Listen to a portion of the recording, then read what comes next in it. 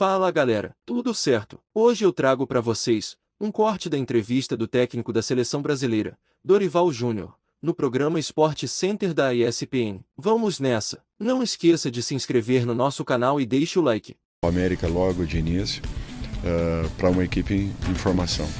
Eu sempre falei isso, ninguém queima etapas no futebol, as pessoas têm que ter essa consciência. Você está começando a montagem de uma boa equipe, uma equipe que tem naturalmente jogadores de muito bom nível, porém ainda não se veem como uma equipe. Eu nunca participei de rodinhas porque eu não quero incomodar jogador num momento como esse.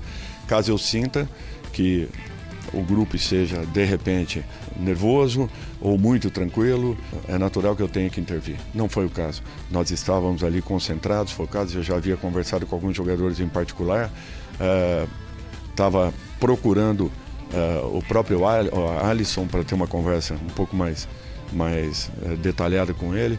O quarto árbitro havia me chamado um pouco distante da roda, da onde estávamos, e pedindo que eu fizesse o corte de um atleta, porque o Uruguai havia perdido um jogador por expulsão. Ele não podia entrar em campo juntamente com o restante da equipe. Eu retornei, porque eu não sabia o número da camisa, né, do Arana, para poder cortá-lo. Falei para o árbitro, deve ser 6, 16 ou 26, eu não tenho certeza.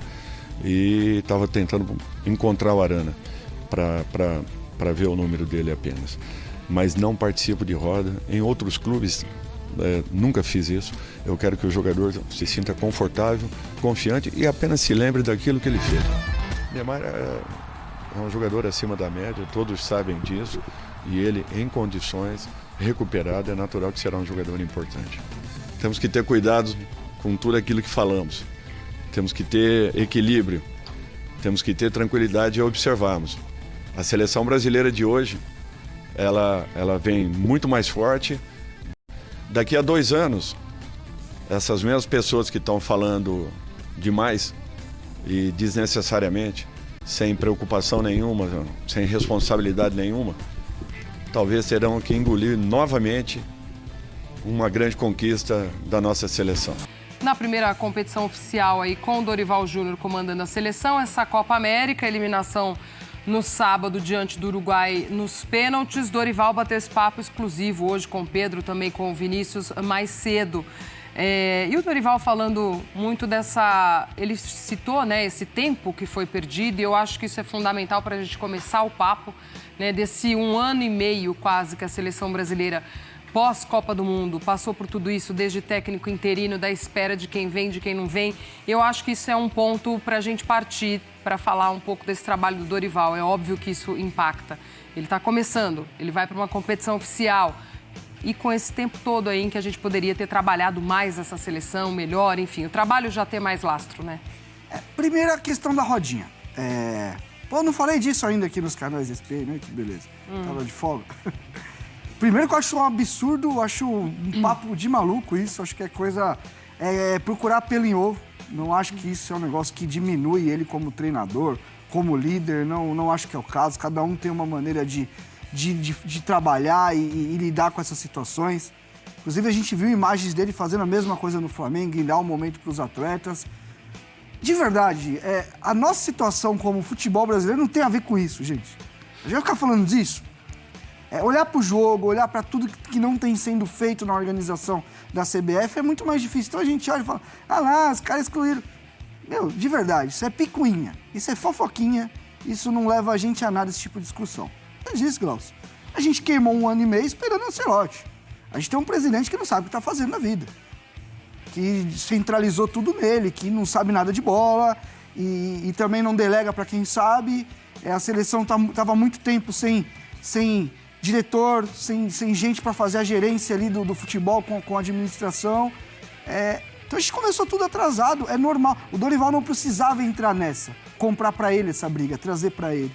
Ele tem uma seleção extremamente jovem, ele vem num trabalho bem curto, é difícil cobrar o trabalho dele. Eu acho que mesmo dentro do período curto, a seleção poderia ter mostrado mais, isso eu concordo. Acho que os 2 últimos jogos da seleção foi muito ruim, especialmente o segundo tempo contra a Colômbia. Aquilo ali foi um negócio absurdo. Mas é uma seleção que está afim não é falta de vontade, esses moleques estão correndo errado. Taticamente não é um time ainda, a seleção não tem isso. Então eu acho que o Dorival trouxe para ele um climinha de nós contra eles, meio bélico assim, que ele não precisava. Agora era a hora do quê? Gente, eu tenho uma seleção jovem na mão, comecei o trabalho agora, baixa a cabecinha e trabalha, ele sabe trabalhar. O Dorival tem bons trabalhos. Mas quando você entra nessa sintonia, a gente já viu outras questões, outros treinadores passarem por isso, quando você entra nesse climinha meio bélico, as coisas não dão certo. É o que eu disse, para mim a questão da rodinha é papo furado, quem faz isso é para criar polemiquinha mesmo, não realmente respeito todo mundo que tem opinião contrária, mas para mim não faz sentido nenhum. E sobre a fala dele de, o Zagallo falou isso depois de levantar título, segura, dá uma segurada, Dorival. Mas acho que vem muito, né, Rafa, nessa pressão mesmo, né, do que foi a desclassificação da seleção brasileira. Dorival falou no início da entrevista desse período de trabalho que foi perdido, mas é a seleção brasileira. É aquela cobrança que sempre vai vir, é aquela pressão que sempre vai vir, aí eu acho que ele até reage a isso nesse primeiro momento, né? O impulso faz parte da vida, né? Mas assim, não é porque ele faz parte da vida que a gente tem que naturalizar e muito menos referendar, entender como sendo a atitude mais certa a ser tomada para tudo. O Dorival, ele teve a felicidade, quando convocado foi para ser técnico da seleção brasileira, convidado pelo presidente Reginaldo Rodrigues, de chegar na seleção com um nível alto de aceitação. A aceitação que o Tite não teve lá em 16, mas quando ficou para o ciclo de 22, foi muito criticado. Que o Dunga não teve, nem na primeira nem na segunda passagem, que o Diniz mesmo não teve, porque o futebol que o Diniz defende não tem meio termo, ninguém é indiferente ao modelo de jogo do Diniz, ou o sujeito ama ou o sujeito odeia. O Dorival chega com uma espécie de consenso, é o nome, né? Campeão pelo Flamengo, campeão pelo São Paulo, é o cara que vai chegar para poder ajustar a parte interna de vestiário, vai dar uma neutralizada, vai desenvolver um modelo simples de jogo, mas que vai funcionar porque o Brasil tem talento. Começa muito bem com os amistosos lá na Europa contra a Inglaterra e a Espanha e dá a falsa impressão que o Brasil, com a simples chegada dele e umas 3 ou 4 mudanças, passou a ser uma seleção com viés de competição contra as grandes forças. E isso não é verdadeiro. E só dá para saber se é verdadeiro ou não quando você tem um enfrentamento na Copa do Mundo. O problema é que, a partir do momento que ele chega e eleva o sarrafo, qualquer coisa diferente de um título da Copa América seria percebido como algo semelhante a uma queda. E aí, se você chega na seleção brasileira, você precisa estar preparado para os momentos bons e para os momentos ruins. Se você chegou numa condição favorável, ponto 1, elevou o sarrafo, ponto 2, e vem uma competição oficial, onde você tem 2, 3 adversários no máximo que podem justificar uma queda. O Uruguai é um deles, a Argentina e a Colômbia. Qualquer um diferente deles não seria aceito como alguém capaz de derrubar o futebol brasileiro de uma Copa América. E aí o Brasil não consegue ter resultado associado a desempenho, é a hora que o Dorival tem que mostrar o preparo para o outro lado. E foi esse preparo que ele não demonstrou. O Rafa, e até chama atenção, porque esse não é o perfil dele. Ele é um cara que tem um perfil até mais de colocar pano quente. Eu até entendo que talvez seja uma estratégia de fora para dentro. De mostrar para os jogadores, eu tô com vocês, eu vou peitar todo mundo. Tem recado ali, sim. Tem, mas assim, não é algo do Dorival, isso que me chamou a atenção. Ele é um cara que normalmente ele vai para uma gestão mais pacífica e tal, e isso sempre me chamou a atenção. E nos clubes, quando ele teve problemas, não foi tão rápido assim. É isso. Houve um tempo até essa maturação das críticas e ele reagia a elas. Renato, eu assino com você. Ele mandou um recado interno com essa manifestação externa. Sim. Mas, para mim, o que mais me chama a atenção, além dessa necessidade de não ter esse clima bélico, é que ele demonstrou um não preparo para o momento do revés. E aí, se você assume o risco de ser técnico da seleção brasileira, como qualquer profissão, como a nossa aqui, a gente não está aqui obrigado, a gente está aqui porque se preparou para estar aqui. E sabe que esse ofício tem vantagens e desvantagens, como todos têm. E ser técnico da seleção demanda um preparo, um estofo psicológico e emocional que, pela maneira como ele se comportou hoje no papo com o Pedro Ivo e com o Nicoletti, o Dorival mostrou que não está ainda pronto, não. Ele me pareceu querendo muito falar também, né? As respostas bem longas sentindo e ele, a pressão. que eu acho que ele querendo muito falar. E seleção brasileira, a gente brinca aqui muitas vezes internamente, mas como pega, né? Eu já senti um Dorival mais abatido. Então, é isso que eu ia Tudo falar. bem que ele vem de uma eliminação e tal, mas é um peso tão Tem diferente. Tem muita crítica desproporcional em seleção. E, na verdade, em seleção brasileira, eu não tenho uma carreira tão longa como comentarista, mas como comentarista, eu já venho de Copa do Mundo e tal. E é incrível como é desproporcional pro bem e pro mal. As pessoas ficam totalmente malucas.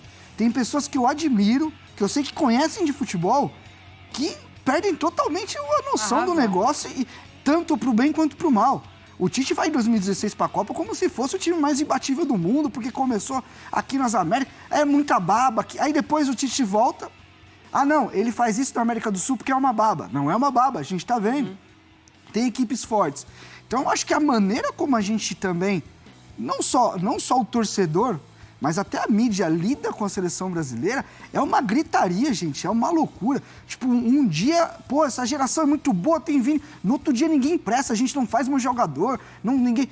não, porque um joga no Newcastle, joga... Gente, é um surto coletivo com a seleção brasileira, que é uma coisa maluca. E sempre no resultado.